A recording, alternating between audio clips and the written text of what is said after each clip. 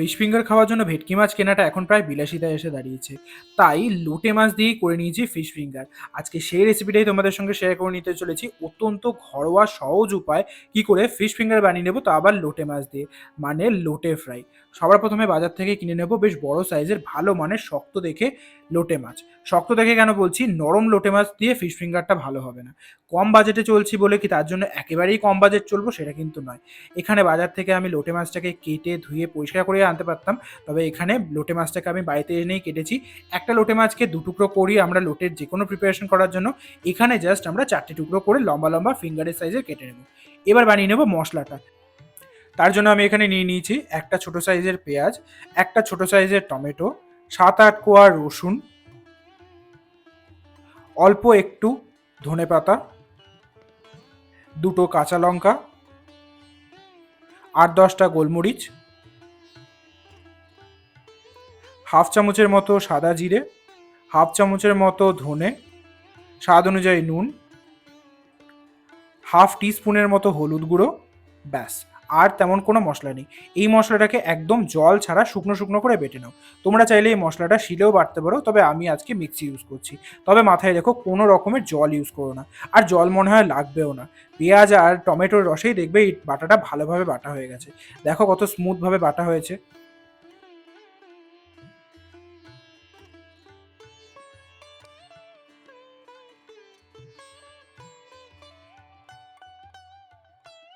লোটে মাছগুলিকে আমি কেটে ধুয়ে পরিষ্কার করে একটা ছাঁকনির মধ্যে রেখে দিয়েছিলাম, যাতে লোটে মাছের এক্সেস জলটা বেরিয়ে যায়।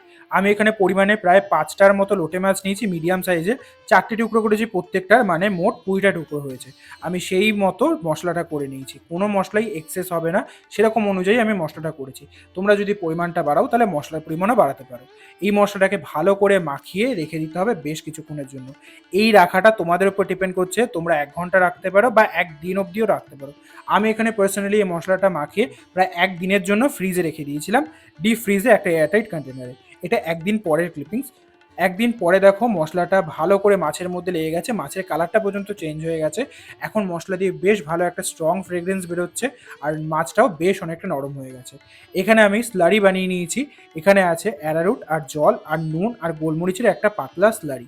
প্রথমে আমি এই স্লারিতে ডুবিয়েই তারপরে ময়দায় ডিপ করব, তারপরে বিস্কুটের গুঁড়ো।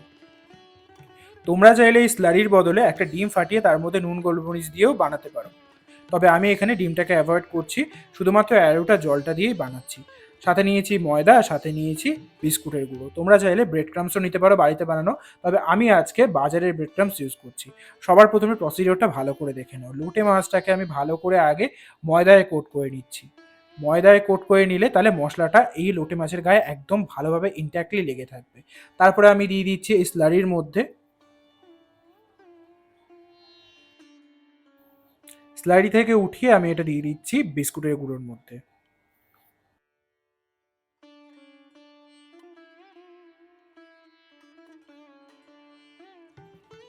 দেখো সিঙ্গেল কোট করার পরে কি সুন্দর চেপে চেপে আমি বিস্কুটের গুঁড়োটা লাগিয়ে দেওয়ার পরে কত সুন্দর একটা শেপ এসছে।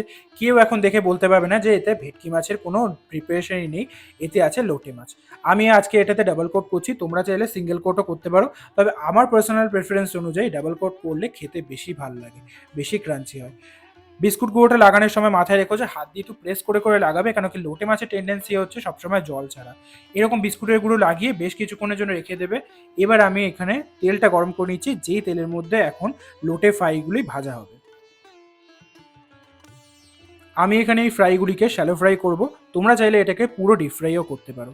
দেখো বিস্কুটের গুঁড়ো লাগিয়ে আমি প্রায় আধা ঘন্টার মতো এইভাবেই ছেড়ে দিয়েছি, যাতে সমস্ত ময়েশ্চারটা অ্যাবজর্ব হয়ে যায় এবং একটা শেপ ধরে রাখে এই মাছগুলো। দেখো কি সুন্দর পুরো ফ্রাইয়ের মতো দেখতে হয়েছে।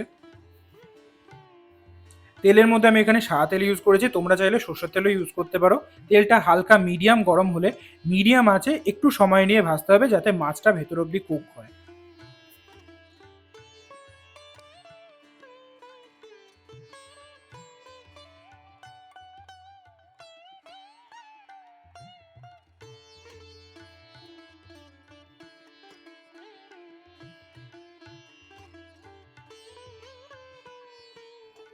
এই সব কটা মাছ ব্যাচ ওয়াইজ আমি ভেজে নিচ্ছি।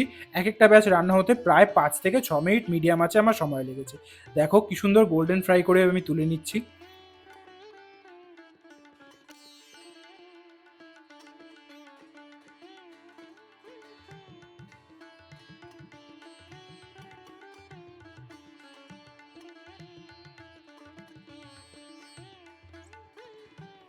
আমি তোমাদের সাজেশন দেবো, কড়াইতে যে কটা আটে সে কটা দিয়েই ভাজো।